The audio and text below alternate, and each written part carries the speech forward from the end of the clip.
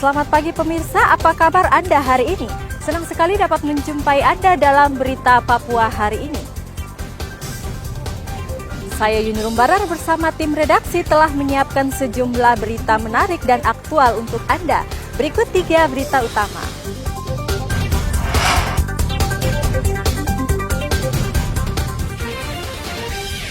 Dipengaruhi minuman keras dan terlibat cekcok, seorang pemuda di Merauke tega membunuh kakaknya.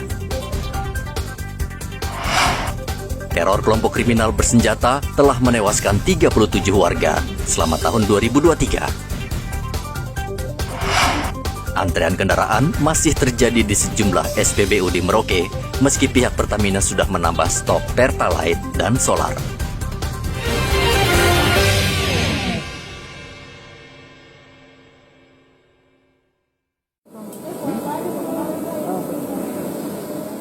Sungguh malang nasib Justus.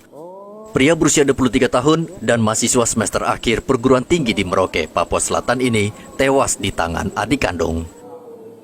Kedua kakak beradik ini ternyata kuliah di perguruan tinggi yang sama. Mereka berdua terlibat pertengkaran di rumahnya di kawasan Mopah Lama pada Rabu pagi. Korban saat itu memukul adiknya pada bagian kepala. Saksi mengatakan Justus masih sempat pergi ke rumah temannya. Namun dia tidak menyangka sang adik menyusul lalu menikam pinggang korban dengan pisau tajam. Justus sempat dilarikan ke rumah sakit, namun nyawanya tidak tertolong. Sekitar jam 2 atau setengah 3. Itu ceritanya kau dengar seperti apa? Dong cuma teriak-teriak saja sih, bahwa laki-laki yang kayaknya tidak tahu pingsan atau apa, dia bawa ke rumah sakit. Kalau berkelahi sih Tidak. dong cuma teriak-teriak Oh, teriak-teriak saja ya. Terus keluar tahu begitu bahwa sudah ada yang jatuh korban satu ya? Iya. Itu atau gimana? Dorong cuma teman-teman saja? Kayaknya sih ada teman-teman sudah sering ramai di sebelah. Oh gitu. Anak bujang sebelah itu anak bujang. Kurang tahu sih, kayaknya bukan orang sebelah sini, kayaknya dari luar. Oh, yang meninggal itu ya? Iya. Oh. Dan kita kurang. Berarti dia cuma datang ke temannya ya? Iya. Oh gitu. Sempat berkelahi dia, berkelahi. Iya. Ibu sempat keluar waktu itu? Ini Pak, dari jam 1 malam terjadi. Orang minum dulu, mabuk. Terus? Malam itu kita dengar ribut-ribut jam 1. Memang sering mabuk di situ ya? Iya. Oh. Pelaku saat ini sudah diamankan di Polres Merauke karena usai kejadian, Justinus langsung menyerahkan diri ke pos polisi Bandara Mopah Merauke. Korban dengan pelaku ini adik kakak. Dia sudah ada mungkin masalah karena sudah dipengaruhi dengan minuman. Kakak ini sempat pukul adik. Dia tidak terima, makanya adik ini melakukan penganiayaan dengan menggunakan pisau. Pisau ya? Menggunakan pisau. Itu berapa kali tusukan itu Pak? Menggunakan pisau sekitar 4 kali. 4 kali itu? Tidak ada ya? Dengan punggung belakang. Punggung belakang ya? Sehingga korban setelah dia melakukan penganiayaan, penikaman, tersangka langsung meninggalkan, ya menyerahkan diri ya? Menyerahkan diri. Oh siap. Terus mahasiswa keduanya? Dia status mahasiswa. Mahasiswa keduanya ya? Ironisnya, perkelahian kedua kakak beradik ini akibat pengaruh minuman keras. Polisi sudah mengamankan sejumlah barang bukti dan saat ini terus meminta keterangan pelaku. Muhammad Ridwan melaporkan dari Merauke, Papua Selatan.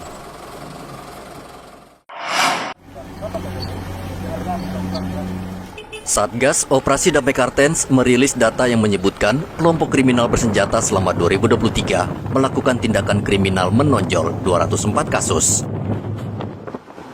Paling banyak terjadi di Kabupaten Puncak sebanyak 44 kasus dan yang paling sedikit 3 kasus terjadi di Kabupaten Mimika. Sisanya berada di Intan Jaya, Yahukimo, hingga Jayawijaya. Tindak kriminal ini lebih banyak karena Operasi Damai Kartens fokus pada upaya preventif atau pencegahan. Satgas mencatat gangguan keamanan yang dilakukan KKB sebagian besar adalah kontak tembak, penyerangan pos keamanan, pembunuhan hingga penganiayaan berat. Total jumlah tewas mencapai 79 orang. Sebagian besar adalah warga sipil berjumlah 37 orang, 20 tentara dan 3 polisi. Sedangkan 19 orang sisanya dari KKB. Sementara jumlah korban yang luka-luka sebanyak 84 orang. Stabilitas Kamtipmas di wilayah operasi Damai Karta di tahun 2023 ini cukup terkendali. Disampaikan bahwa kasus menonjol sepanjang 2023 tercatat sebanyak 204 kejadian, terdiri dari 44 kejadian di Kabupaten Puncak, 32 kejadian di Intan Jaya, 38 kejadian di Yaukimo, 18 kejadian di Duga, 12 kejadian di Pegunungan Bintang, 12 di Dogiai, 17 di Jaya dan 15 kejadian di Jayapura, Sastra 3 di daerah Timika. Jika kita kelompokkan per bulan, maka dari bulan Januari terjadi kejadian sebanyak 28 kejadian, Februari 13, Maret 21, April 16 kejadian, Mei 12 kejadian, bulan Juni ada 3 kejadian, Juli 17, Agustus 32, September 28, Oktober 12 kejadian, November 10 kejadian, dan sampai sekarang ada 12 kejadian di bulan Desember. Dari data tersebut, bulan Agustus merupakan bulan terbanyak kejadian sebanyak 32 kejadian, sedang wilayah yang paling banyak kejadian adalah Yaukimo sebanyak yang paling banyak ini daerah Puncak yang 44 kejadian. Kejadian yang menjadi sorotan publik adalah tentunya adalah penyanderaan pilot Susi Air sejak dari tanggal 7 Februari 2023.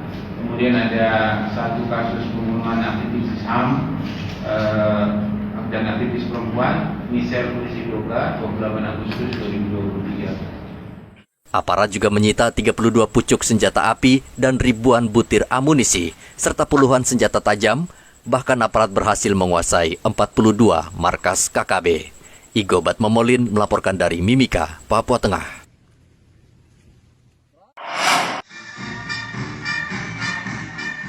Apel pasukan gabungan untuk pengamanan Natal dan Tahun Baru kemarin digelar di Polres Merauke. 400 petugas gabungan dari polisi, tentara, tim SAR, serta Dinas Perhubungan dan Satpol PP akan mengamankan perayaan Natal dan Tahun Baru. AKBP Sandi Sultan yang memimpin apel pasukan mengatakan pihaknya akan fokus pada pengamanan ibadah Natal di seluruh gereja di Merauke, baik saat ibadah malam Natal maupun esok harinya pada tanggal 25 Desember. Pengamanan Natal merupakan tugas rutin yang harus kita pastikan berjalan dengan aman, nyaman, dan lancar. Saya ulangi, pengamanan Natal merupakan tugas rutin yang harus kita pastikan berjalan dengan aman, nyaman, dan lancar. Sebagaimana penekanan Bapak Presiden Joko Widodo bahwa Natal dan Tahun Baru ini rutinitas, tetapi apapun tetap harus direncanakan, harus dipersiapkan, utamanya yang berkaitan dengan transportasi. Dengarkan ini, Satuan Lantas, pasokan dan distribusi bahan pokok.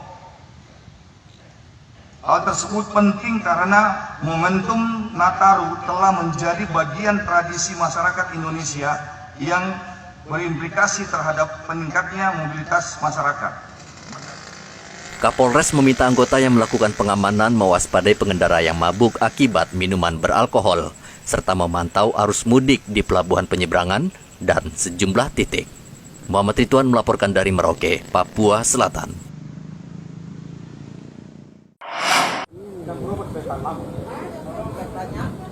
Tidak mudah memberantas peredaran miras di Merauke, Papua Selatan. Terbukti ribuan liter minuman keras lokal atau yang biasa disebut sopi ini adalah contoh masih banyak warga Merauke menenggak minuman keras. Padahal miras kerap menjadi penyebab kecelakaan lalu lintas dan tindak kriminal yang merenggut korban jiwa. Polres Merauke belum lama memusnahkan miras sopi serta obat-obatan yang sudah kedaluarsa. Barang terlarang ini disita sejak 6 bulan terakhir dari sejumlah lokasi.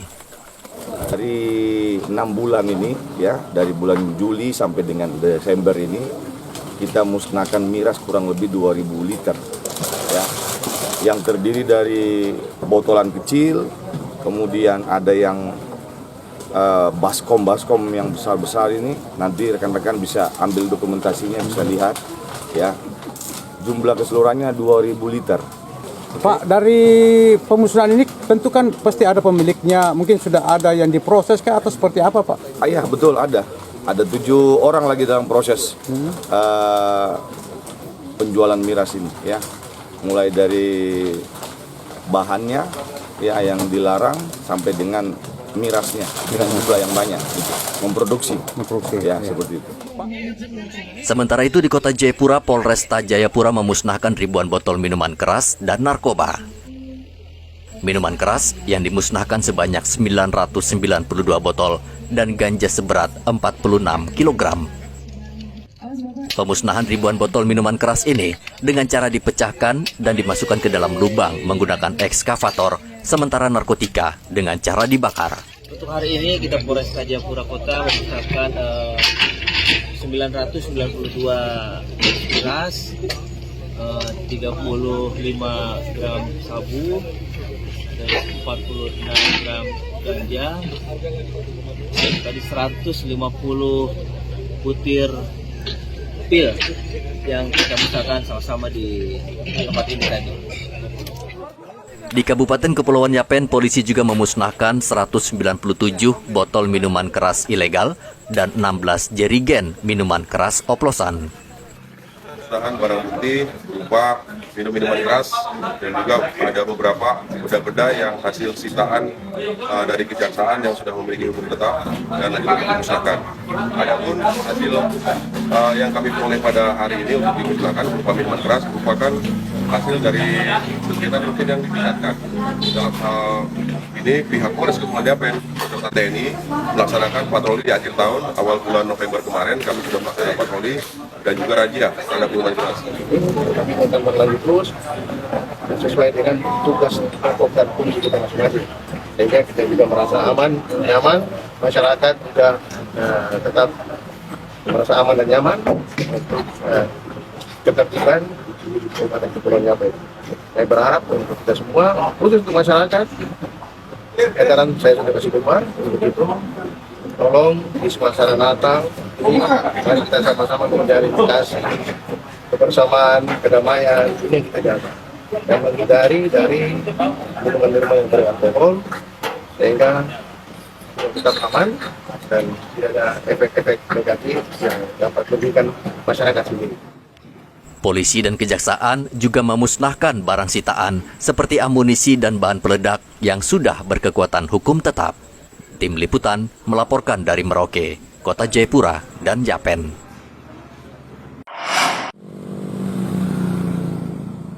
Tiga hari menjelang perayaan Natal, antrean kendaraan sudah mulai terlihat di seluruh SPBU Merauke. Jumlah kendaraan diperkirakan akan terus bertambah. Pertamina mengambil langkah antisipasi dengan menambah Pertalite dan solar untuk memenuhi kebutuhan BBM masyarakat. Beberapa hari sebelumnya, antrian kendaraan masih terlihat normal, namun saat ini kendaraan yang akan membeli Pertalite mulai mengular hingga Jalan Marta Dinata atas dan bawah, termasuk Jalan Para Komando, Jalan Pendidikan, dan Trikora. Kalau untuk permintaan Pertalite dengan solar sekarang di saat Jalan Natal ini seminggu ini cukup banyak atau gimana? Cukup banyak, maksudnya cukup banyak untuk persediaan untuk Natal dan Tahun Baru. Nah, saat ini hanya berapa ya KL yang dijual untuk setiap hari di SPBU Anda ini? Kalau setiap hari sekitar ini 10 sampai 9. 9 KL? Sampai, 9 KL ya? Oh gitu. Dipastikan kebutuhan BBM akan melonjak menjelang Tahun Baru. Untuk itu sejak tanggal 18 Desember lalu Pertamina sudah menambah stok BBM di SPBU Jalan Ahmad Yani masing-masing 18 kiloliter untuk jenis Pertalite dan 18 kiloliter untuk jenis solar. Muhammad Ridwan melaporkan dari Merauke, Papua Selatan.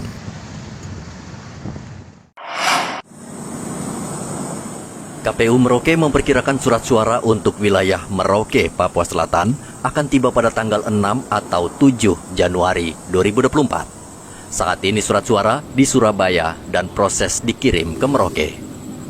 Ketua KPU Merauke, Roske Bubun, memastikan surat suara sudah selesai dicetak pada tanggal 6 Desember lalu dan jumlah sesuai DPT sekitar 162.000 lembar dan ditambah dengan 2%. Ya, terkait dengan surat suara, kemarin kami langsung ya memantau terkait dengan percetakan surat suara itu di tanggal 6 sampai 8 untuk Provinsi Papua Selatan sudah selesai dicetak, kita tinggal menunggu proses pengiriman dari Surabaya menuju Merauke dan diperkirakan menurut informasi tanggal 6 Januari logistik terkait dengan surat suara sudah masuk di Merauke.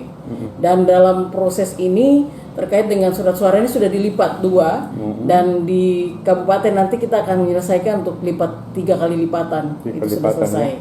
Surat suara ini kan semua akan berjumlah sesuai dengan jumlah DPT. 162.942 untuk DPT Kabupaten Merauke, tambahannya 2%. Jadi untuk surat suara akan sejumlah dengan itu, untuk baik itu untuk Presiden, untuk DPR RI, DPD maupun DPR Provinsi serta DPR Kabupaten. Ibu boleh dong warna-warninya untuk surat suara? Oh ya, baik. Terkait dengan warna, untuk Kabupaten tetap warna hijau untuk DPR Kabupaten, kemudian DPR Provinsi berwarna biru, kemudian DPR RI akan berwarna kuning, DPD berwarna merah, dan Presiden akan berwarna abu-abu.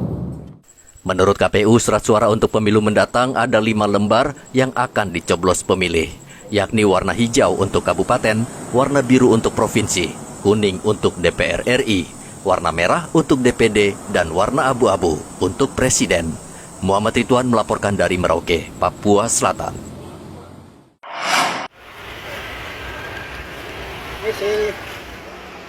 Pemerintah Provinsi Papua Tengah menyalurkan dana untuk mencegah stunting atau kekurangan gizi di Kabupaten Mimika. Dana stunting ini baru pertama kali disalurkan dan langsung diterima orang tua anak secara bertahap. Setiap anak menerima dana stunting sebesar 3 juta rupiah dalam 3 tahap. Naomi Monim, salah satu pendamping stunting, mengatakan ia selalu mengarahkan penerima dana stunting agar memanfaatkan dana tersebut untuk memperbaiki gizi anak-anak mereka, serta memberikan pakaian yang layak. Kita kasih tahu ke orang, kasih arahan untuk memberikan makanan yang baik, bergizi, bermanfaat untuk anak-anak, balita ya. Mereka sudah ini toh, yang bersama-sama dengan orang. Ya, selain makanan sehat, kita mungkin pakaian yang layak ya.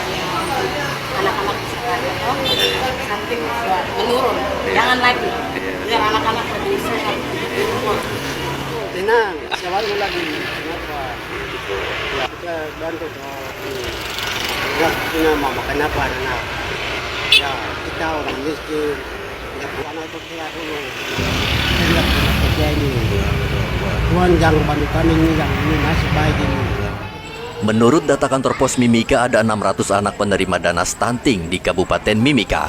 Selain itu, pemerintah juga memberikan dana bagi 165 pendamping yang telah terdata di Dinas Kesehatan Provinsi.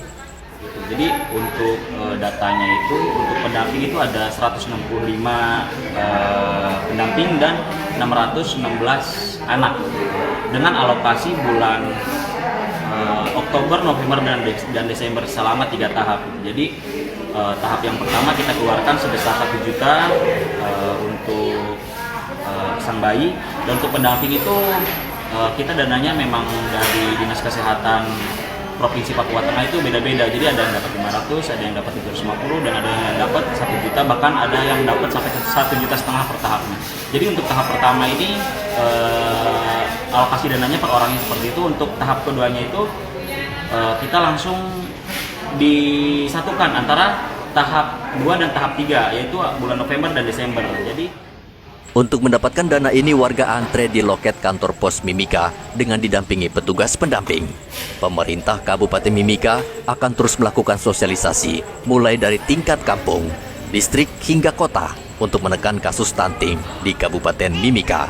Igobat Momolin melaporkan dari Mimika, Papua Tengah.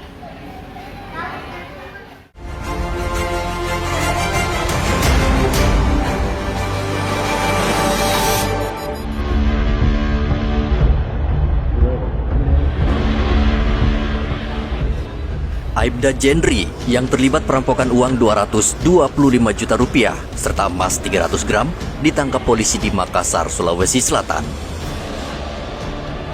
Pelaku yang bertugas di Polsek Salawati, Kabupaten Sorong ini melarikan diri ke Makassar untuk menghindari kejaran polisi. Ia dibawa kembali ke Kabupaten Sorong menggunakan pesawat terbang. Tersangka langsung dibawa ke Mapolresta Sorong untuk menjalani penyidikan.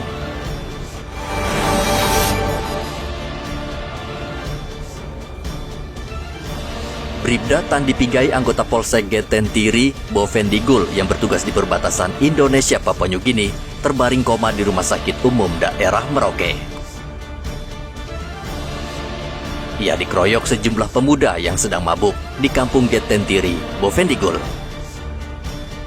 Korban mengalami luka yang sangat serius di bagian kepala karena dihantam besi sehingga harus menjalani perawatan. Polisi bergerak cepat dan menangkap 5 pelaku. Polisi menghimbau warga tidak mengonsumsi minuman keras berlebihan sehingga tidak terjadi pertikaian.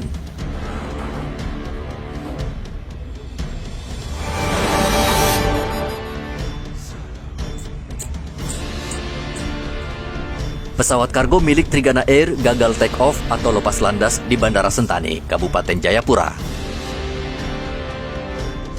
Pesawat akan bertolak ke Wamena, Kabupaten Jayawijaya, Papua Pegunungan, sekitar pukul 11 siang waktu Indonesia bagian timur.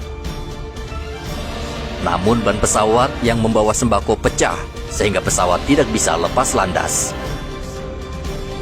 Insiden ini tidak menyebabkan korban jiwa maupun luka-luka, namun ada sejumlah rute penerbangan dialihkan karena pesawat harus ditarik ke lapangan parkir. Pesawat Trigana Air tersebut langsung ditarik kembali ke apron Bandara Sentani untuk diperbaiki.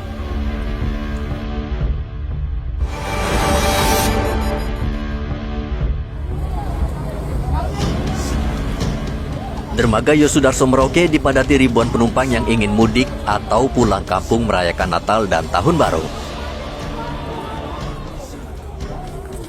Mereka berdesak-desakan untuk menaiki kapal motor Muyu yang bertolak membawa mereka ke Pulau Kimam, Merauke. Penumpang berjuang untuk mendapatkan tempat tidur di atas kapal.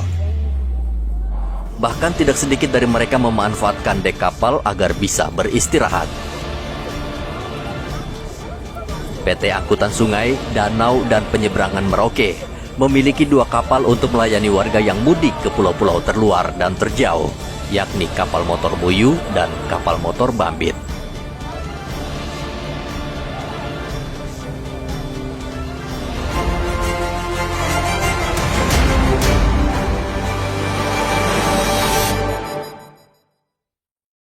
Informasi tadi sekaligus menutup jumpa kita dalam berita Papua hari ini. Saya Yuni Rumbarar dan tim redaksi yang bertugas mengucapkan terima kasih atas perhatian Anda. Selamat pagi dan sampai jumpa. Wanyambi.